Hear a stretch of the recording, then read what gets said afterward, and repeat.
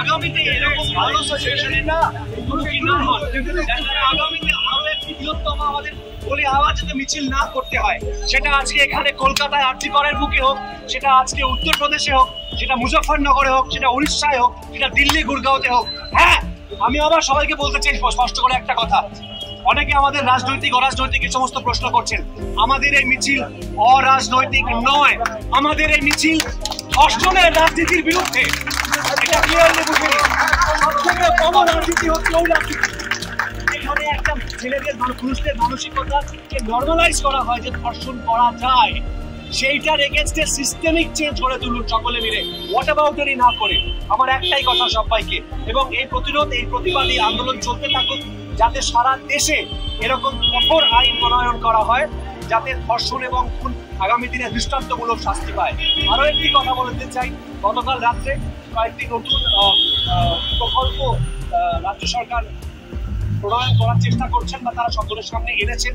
অত্যন্ত স্বাগত পদক্ষেপ, অত্যন্ত ওয়েলকাম পদক্ষেপ, কিন্তু সেখানে আমার একটা প্রশ্ন, সেই প্রশ্নটা হচ্ছে সেখানে একটি ক্লজ আছে, সেই ক্লজটাতে লেখা আছে মেয়েদের নাইট ডিউটি না দেওয়ার একটা প্রশ্ন আছে। এখানে যদি আমরা চলে যাই তাহলে 14 তারিখ রাত দখল করার ডাক দিয়ে কি লাভ হলো? যদি আজকে রাত্রিবেলা ছেলে মেয়ে নির্বিশেষে যদি কাজ না করতে পারে তাহলে আর লাভটা কি? যদি রাত্রিবেলা একটি মেয়ে তাকে যদি এখনো আমরা যেতে বারণ করি, রাস্তায় তার কর্মক্ষেত্রে যেতে বারণ করি, তাহলে আমরা তো তাকে তার কাজ করার সুযোগ থেকে বঞ্চিত করছি, তার পুরো পোটেনশিয়াল থেকে এক্সপার্ট করা থেকে বঞ্চিত করছি, তার অধিকার থেকে বঞ্চিত করছি। তাকে রাত্রিবেলা সুরক্ষা দেওয়ার দায়িত্ব কার? তার নিজের না, প্রশাসনের দায়িত্ব। যেখানে সে কাজ করবে সেই কর্তৃপক্ষের দায়িত্ব। আমি আবারও বলছি সমস্ত রাজনীতি দূরে সরিয়ে রেখে, তথাকথিত রঙিন রাজনীতি দূরে সরিয়ে রেখে এই রাজনীতির বিরুদ্ধে কথা বলুন এবং এইগুলোর বিরুদ্ধে স্বর চড়াতে থাকুন, স্বর বজায় রাখুন, তবে একটা সিস্টেমিক চেঞ্জ হবে।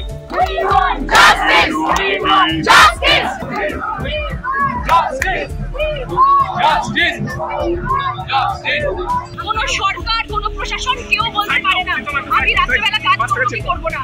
আমরা যারা কাজ করি, আমরা বিভিন্ন প্রফেশনের সঙ্গে যুক্ত মানুষ। আমি একজন অভিনেত্রী, আমার রাত্রিবেলা শুটিং করতে হয়, আমাকে ভোর রাতে বাড়ি ফিরতে হয় বা সারা রাত বাড়ির বাইরে থাকতে হয়। আমি থাকবো, আমি কাজ করবো। আমার সুরক্ষার দায়িত্ব কার? প্রশাসনের, আমার নয়। কাজের দায়িত্ব নিতে হবে, দায়িত্ব এড়িয়ে দেওয়া যাবে না। আর এই ঘটনার বিচার যত তাড়াতাড়ি সম্ভব চাই। যে সমস্ত মানুষ, কত পাওয়ারফুল মানুষ, কারা জড়িয়ে আছে জানি না, যে যেখানে যেভাবে জড়িয়ে, প্রত্যেককে সামনে আনা হোক এবং তার বিচার হোক। আমরা এর বিচার চাই। আমার তো মনে হয় যে এটা কলকাতা পশ্চিমবঙ্গের মানুষের রাজনৈতিক সচেতনতার পরিচয়।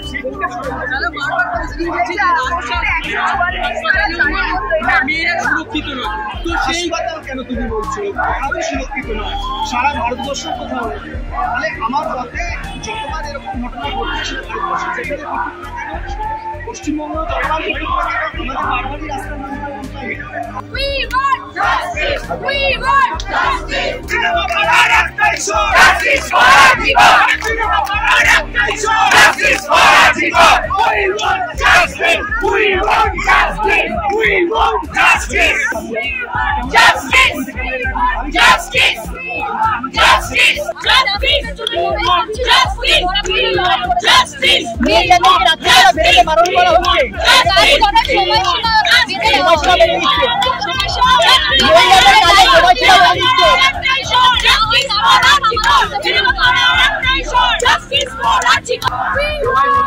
সারা বিশ্ব বলছে, আমরা কি বলবো?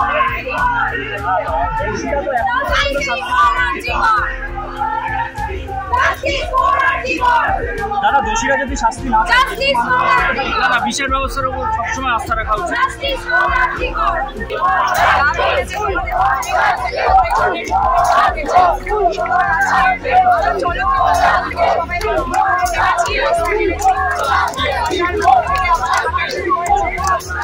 এই আন্দোলন অনেকদিন ধরে, যতদিন না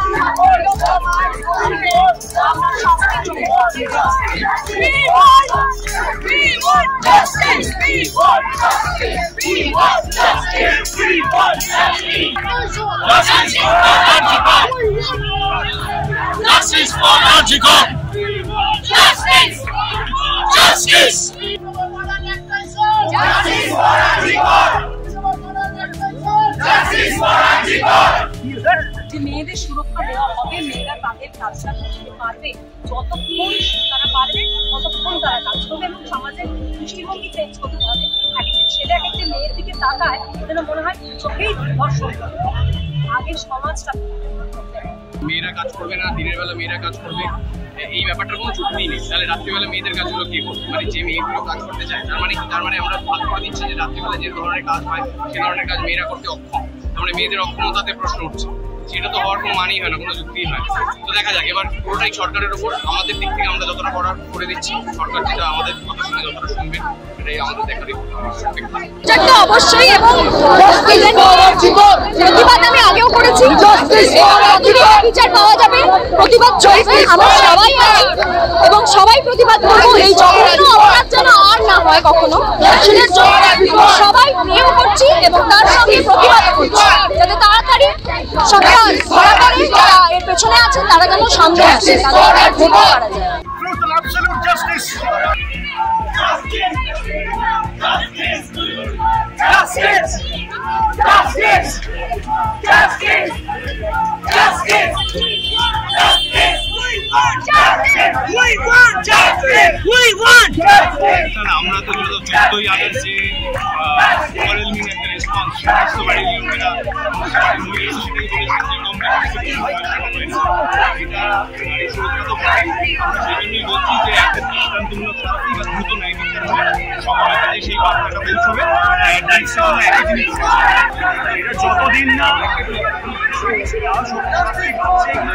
আমাদের এই আন্দোলন চলবে, কোনোভাবে যেন কেউ না করে যে এখন একটা ইস্যু নিয়ে কিছু একটা হলো, সবাই এসে দাঁড়ালো, তারপর ঠিক জিনিসটা থেমে যায়, ঠান্ডা হয়ে যায়, আরও একটা ইস্যু নিয়ে হয়তো তখন আলোচনা হবে।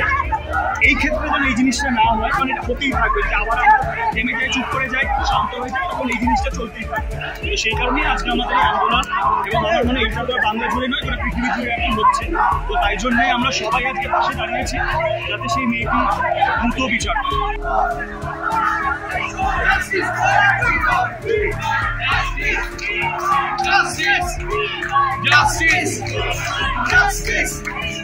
Justice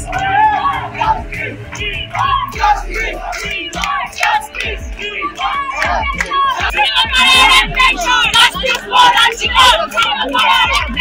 Justice for Antigone! Justice for Antigone! Justice for Antigone! আমরা এটা ভুলে যেতে দেবো না। যতদিন আমরা ভুলে যাবো না ততদিন কিন্তু প্রশাসনের উপর এই চাপ তৈরি থাকবে। কারণ এই যে প্রশাসনিক ব্যর্থতা, সেই প্রশাসনিক ব্যর্থতা স্বাস্থ্য দপ্তরে, পুলিশ দপ্তরে, এটার উত্তর দিতে হবে আমাদেরকে যে প্রশাসনিক ব্যর্থতা কেন। আজকে যে নিয়মাবলী বেরিয়েছে সেখানে আবার বলা হচ্ছে যে মহিলাদের রাত্রিবেলার যে কাজ করার যে সময় সেটাকে কমিয়ে দাও। সেটা সন্দীপ ঘোষ যে প্রথম দিন যে কথাটা বলেছিলেন যে রাত্রিবেলা মেয়েটি ওখানে কি করছে, এটা ঘুরিয়ে নাক ধরার মতো সেই একই বক্তব্য হলো না? তাহলে 14 তারিখ এতগুলো মহিলারা সারা শহরে, সারা রাজ্যের জেলায় জেলায় সবাই যে রাস্তায় নামলেন, তারা কি এই 12 ঘন্টা ডিউটি করার জন্য বা রাত্রিবেলা না বেরোনোর জন্য নেমেছিলেন? তো এই কথাটা যদি এখনো প্রশাসন না শুনতে পান, তাহলে আমাদেরকে চিৎকার করে করে সমস্ত জনসাধারণকে শুনিয়ে যেতেই হবে যতক্ষণ না তারা এটা শুনতে পাচ্ছে। 1 এবং 2, আমাদের সবার আগে জাস্টিস চাই। আপনারা দেখলেন যে স্বপ্নদ্বীপে কিন্তু এখনো জাস্টিস হয়নি। নানা রকম কোলাহলের মধ্যে কিন্তু আসল কথাটা কিন্তু আমরা ভুলে যাই, স্মৃতি থেকে চলে যেতে থাকে। একবার সেই মা বাবার কথা ভেবে দেখুন, যারা কি অবস্থায় রয়েছে। এটা যদি আমাদের বাড়ির কারোর সাথে, যে কোনো কারোর সাথে করতো, আমাদের সবার আগে কি চাই? যে দোষীগুলো এখনো এই রাস্তায় ঘুরে বেড়াচ্ছে আমাদের শহরে, আমাদের ঘেন্না লাগছে না আমরা এই একই শহরে রাস্তায় হাঁটছি তাদের সঙ্গে? সুতরাং তাদের সবার আগে শাস্তি চাই। পরে অনেকগুলো প্রশাসনিক পরিবর্তন চাই, যেগুলো আমাদের অলরেডি বলা আছে, আমরা আবারও বলবো। এবং জানবেন সবসময় কোনো রাজনৈতিক দলের ছত্রছায়াকে কিন্তু মানুষ ভয় পায় না। মানুষ ভয় পায় যাদের কোনো পতাকা নেই, তারা হচ্ছে সাধারণ মানুষ। মানে আওয়াজ পৌঁছা যদি আমাদেরও একটু দাম থেকে থাকে, সারা পৃথিবী সামিল হয়েছে, সেখানে আমরাও নেমেছি রাস্তায়। সিনেমা ইন্ডাস্ট্রি এক জায়গায় হয়েছে, সব নির্বিশেষে, সেটাই ছোটবেলা থেকে আজ অব্দি একবারও এরকম কেউ আছে কিনা যে একবারও মলেস্টেড হয় না। দেখো এর আগেও আমরা এরকম ইনসিডেন্ট দেখেছি, তখনও সারা কলকাতা এসেছিল। এটা কিন্তু কোনো স্টুডেন্ট মুভমেন্ট নয়, এটা মানুষের জন্য, মানুষের সেফটির জন্য মানুষের লড়াই। এটা খুব বেসিক নিড আমাদের, বেসিক সেফটি। একটা মহিলা তার নিজের ওয়ার্ক প্লেসেও সেফ নয়। এখন শুনছি সে ক্লিনিকে মেয়েদের নাইট ডিউটি করা হবে না। তাহলে এই গ্যারান্টিটা কি দিচ্ছে, কে দিচ্ছে যে নাইট ডিউটি ছাড়া, নাইট শিফট ছাড়া বাকি সময়টা আমরা সেফটি? সেই গ্যারান্টিটা কি দেওয়া যাবে? এবং নিরাপত্তার জন্য কি স্টেপ নেওয়া হচ্ছে, এগুলোও যদি কাইন্ডলি আমাদের জানানো হয় তাহলে ভালো হবে। আর এমন কঠিনতম শাস্তি চাই যাতে, এবং জনসমক্ষে শাস্তি চাই যাতে সেটা দৃষ্টান্তমূলক হয়ে থাকে, যাতে আর কোনো পুরুষ কোনো মহিলার দিকে ভুলভাবে তাকানোর চেষ্টা না করে। গণঅভ্যুত্থানটা তো দরকার ছিল, যে ঘটনাটা ঘটেছে এটা তো মক্কারজনক ঘটনা, এটা তো নতুন করে কিছু বলার নেই। এর জাস্টিস দরকার এবং শেষ পর্যন্ত এই জাস্টিসের জন্য আমরা লড়াই করব।